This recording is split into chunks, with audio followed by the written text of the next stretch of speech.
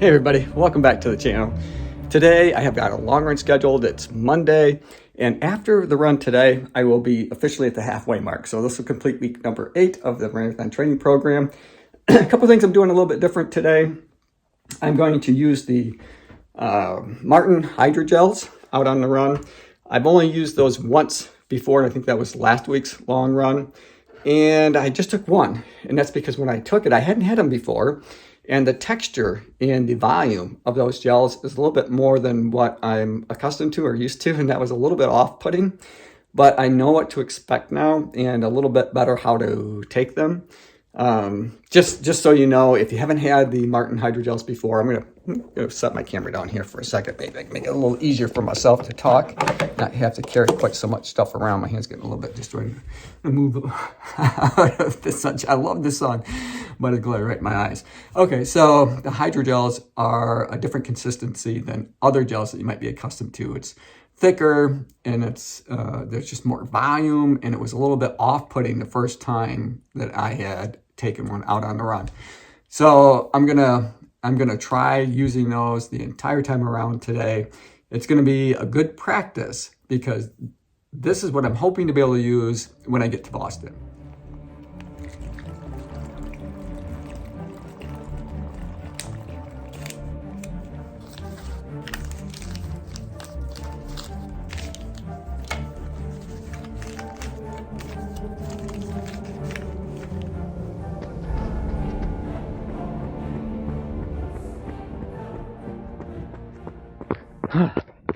So I'm 5 miles in.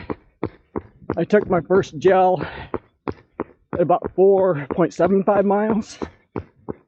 And it took me a while to get it down because it is kind of thick. So I kind of put it in one cheek, half at a time. Kind of squished it around, kind of like you would Jello. And then swallowed it that way, and then took a drink. That seemed to work out okay. So I think that's probably the method I'm going to use for the rest of the run. All right.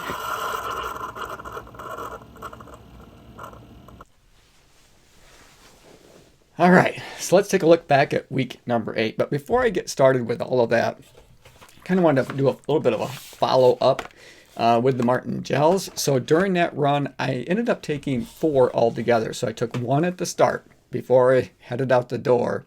And then I took one at about 4 3/4 miles, one around 10 miles, somewhere around there, 9.5 to 10 miles.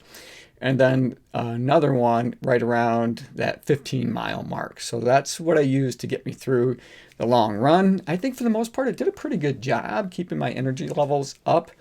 You know, they're not cheap. They're, you know, the box of 12 costs like $42 and something. I believe. So to fuel that one long run was like $14.50, somewhere in that ballpark of US dollars. So they're definitely not a cheap option, but you know, it's worth it come marathon day if it's going to help get me through safely where I don't have stomach upset, and it's going to keep my energy levels up so that I can make it through from the start to the finish. So overall, I'm pretty happy with those. There are 2 reasons why I wanted to check out the Maurten gels. One is because they are pretty well known for not causing any kind of stomach upset, just because of the way that they are delivering through this hydrogel all of the energy levels, or all of the energy things that you're going to need. But then the second thing is Boston announced the other day in the email that they sent out to all of us that Maurten gels are going to be what they're going to provide on the course. And they're going to provide it right around, I think, close to mile 12, and then, you know, basically toward the latter half, which means that I would only need to take like 3 with me. So I'd have one right at the start, and then another one probably right around that, 4 miles and something, and then another one maybe around, the 8 miles, and then I could jump in and just start using what's provided there on the course. I think the first one's right around the 12-mile mark, maybe just slightly before that. So I think that's going to work out pretty well, but we'll see. We'll see. I've got a few more weeks to go, and it may be that I have to take some other things, with me, other types of gels like Huma or something along those lines I've used in the past, just because I got pretty full. There's a lot of volume to those Maurten gels, and I'll open one up for you maybe in a later video so you can see what all is inside. But it's a clear type of a gel. It's fairly thick, and as I mentioned, the way that I found was best for me to be able to take them is to about half at a time in my cheek, and I didn't try to swallow it right away. I almost kind of chewed it, I sloshed it around a little bit, and then swallowed it, and that seemed to work out okay. But it's just that texture's a little bit different.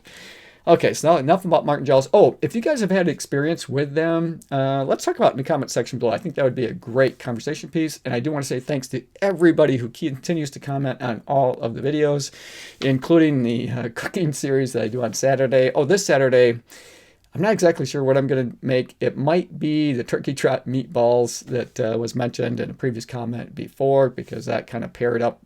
They had it paired up with the roasted cauliflower and potatoes. But all right, so let's move on. We'll talk about the summary now of week number 8. To do that, I'm going to look over at my computer screen. This was a really, really fun but yet challenging week. And it was fun for what might seem like odd reasons, but I just had a lot of different weather conditions to run in. And sometimes I think that's kind of fun to do, even though it creates its own challenges. The one day we had a high wind advisory, so I felt like I was almost just leaning into the wind, and it happened to be a day when I was trying to run intervals, and I didn't feel like I was really going anywhere, but it was so much work, but still it was kind of fun in a very strange way. And then we had some other inclement weather too, some ice and snow, and just kind of a crazy weather week. And, you know, Michiganders is kind of built in our DNA to complain about the weather, but I just feel like we have a lot to complain about. Okay, so I'm going to look over at my computer screen, and we're going to recap week number 8. Again, I'm going to be at connect.garmin.com. I got to slide my coffee out of the way. And while I'm doing that, just kind of a quick summary as I go over to activities, which is where I like to start, and then I'll click on all activities. And so I wrote this down. So total, I kind of added up the miles for the week. It was 46.38 miles in total. That was the total distance. Okay, so I had 7 different yoga sessions. Now this starts on the 14th. So I'm going to scroll down here just a tad. So you can see that I did some yoga on the 14th, and that is on a Tuesday. My training week starts on Tuesday, ends on Monday. 7 different yoga sessions. Basically, I do that right before each run so that I'm limbered up and ready to go. And incorporated into that, I've mentioned it many times before, is a lot of my mobility exercises as well. And I do some foam rolling that's thrown in there. So a lot kind of goes into that yoga title. And then I had a recovery run, and then ran some intervals, another recovery run, more intervals, and then finally ended up the week with a long run. So I ran 5 different times, 2 recovery runs, 2 speed days, and then the 1 long run. So I am going to click on my little runner guy so we just look at the times that I ran, because I think that's probably the most interesting and probably what you're going to be most interested in. So I'm going to click on the recovery run to start. And here you can see I just went 4.89 miles. It was a recovery run. So I'm going to scroll down here to the bottom. Oh my gosh. Okay, so had an effective base training. My heart rate 141 beats per minute. You know, that's not terrible. Again, as I mentioned last week, I'd like that to be closer to the 130s or somewhere in the 130s for a recovery run, but we'll take that. And then 8:29 minute mile pace. My cadence was down a little bit. Recovery run 176 steps per minute with a max of 185 steps per minute. And then you can see my stride length was a little over a meter, 1.08 meters. And then my ground contact time, I do mention this in each of the different runs just because the new heart rate monitor that I've been using collects that data, so it's kind of fun to look at. It wasn't quite 50-50, but it wasn't that far off. Again, I was favoring my left foot, I guess, with the amount of ground contact time that I had. All right, so that's a recovery run, and let's just click back because there's not much more to see there. And that brings us up to running some intervals, and these are always a little bit more fun to look at, I think. So 7.27 miles in total, and I just ran those around town as I did with all of the different workouts this week. Scroll all the way down here to the bottom. Threshold, I would have liked to have seen that maybe be, say, VO2 max, but we'll take threshold. 152 beats per minute for my heart rate. on average. 162 was the max. And a 7:32-minute mile on average. So that includes, of course, the intervals and then the cool down and all the rest periods in between. A total of 30 minutes of hard running, and we'll look closer at the intervals here in a second. 182 steps per minute for average cadence. My max cadence was 198 steps per minute. Really favored my left a lot more in this set or this workout, 51.1% of the time. So clearly spending a little bit more time on my left than my right foot. So let's click on the intervals and just see how they turned out. And I am going to go right to run, so we can just take a look at the different runs. Okay, so the format was to run for 10 minutes, and then I think I had a minute and a half to recover, and then repeated that whole process 3 different times for 30 minutes of hard running.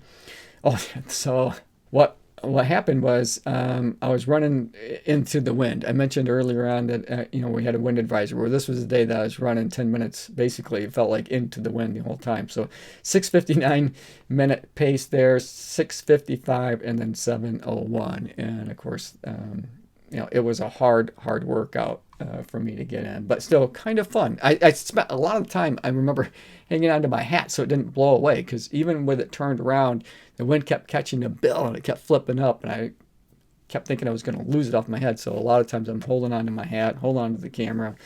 Oh my goodness. But it was, like I said, in a strange way, it was kind of fun. I felt good about getting it in afterwards. Okay, so then I'm going to go up here to the next recovery run. A little shorter distance for 4:52. Was the mileage, so 4 miles and for 4.52 miles.